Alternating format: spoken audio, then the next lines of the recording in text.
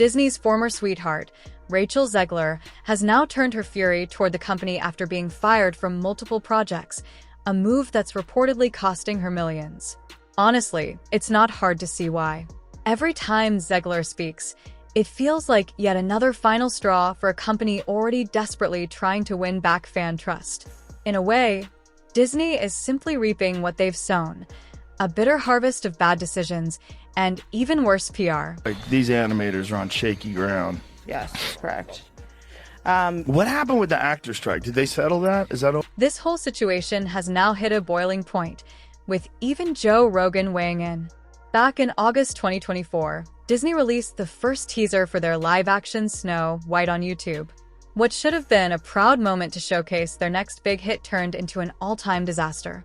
Within days, the teaser racked up nearly 1 million dislikes, becoming the most disliked movie trailer in YouTube history.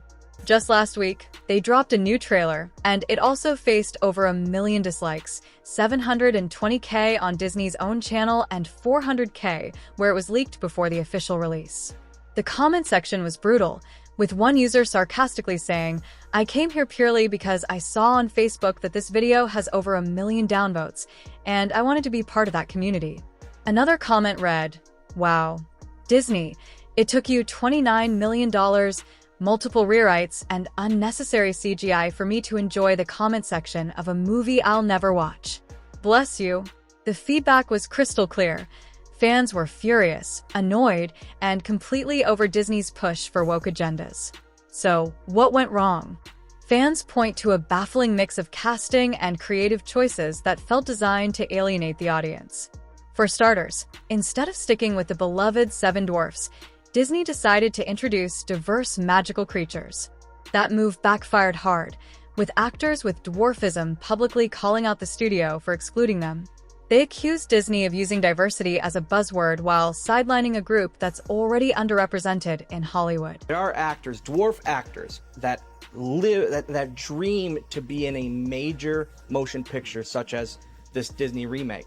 And now, because Peter Dinklage said what he said last year, now it's taken away. And here comes Rachel Zegler, who seems to have become a curse for Disney. When the company first cast her as Snow White, the reaction was cautiously optimistic, but that optimism didn't last long. In a now infamous interview, Zegler dismissed the 1937 original as extremely dated and called its romance creepy and weird. For fans who had grown up cherishing the classic, her comments felt like a slap in the face. It wasn't just the critique, it was her arrogant and condescending tone, which came off as disrespectful to the original creators and the generations who adored the work. Instead of stepping in to defuse the situation, Disney doubled down, letting Zegler's critiques go unchallenged. If anything, they seemed to lean further into her narrative, betraying the loyal fan base that had supported the company for decades. It was as if they were intentionally destroying their own business. The situation worsened when a 2022 interview resurfaced, where Zegler admitted she had avoided the animated classic for over a decade because it scared her as a child. She then described it as extremely dated in its portrayal of women, promising that the remake would redefine the phrase "fairest of them all" to focus on justice rather than beauty. Depending on who you ask, this was either a bold modern twist or yet another jab at the legacy of the original film. Listen, if Disney wants to make more woke films that tank at the box office, they are more than welcome to do that, but maybe think of an original idea. Maybe not destroy a classic from my childhood and put an actress in there that not only hates the plot and the story. Social media, especially TikTok, erupted with outrage from fans following Zegler's comments. Comparisons to Halle Bailey, the star of Disney's The Little Mermaid, were everywhere. Bailey had managed to respect the original story while making the role her own, earning widespread praise. In stark contrast, Zegler's attitude came off as outright disdain for the source material. Fans began asking, how can someone who didn't even appreciate Snow White as a child and still seems to harbor such deep reservations successfully embody one of Disney's most iconic characters? But let's be real, this storm isn't just about Rachel Zegler's comments. It's about what Disney's repeated missteps reveal about their approach to reimagining beloved classics. As Joe Rogan recently pointed out, the fallout has been nothing short of massive. Zegler, for her part, has painted herself as a victim of relentless online harassment, claiming that the constant scrutiny is simply part of the package when you're in the public eye. Fair enough. But the most dramatic thing is that she's forgotten her role in stirring up all these controversies time and again. Zegler kept feeding her feud with fans through statements or actions that reignited the outrage. It's almost clockwork at this point.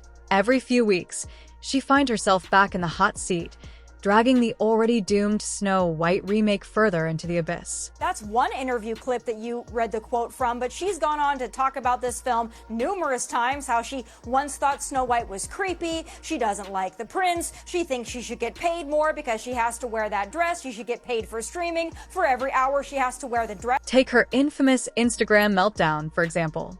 In a since-deleted story, Zegler expressed heartbreak over a fictional scenario in which Donald Trump defeated Kamala Harris in a presidential race.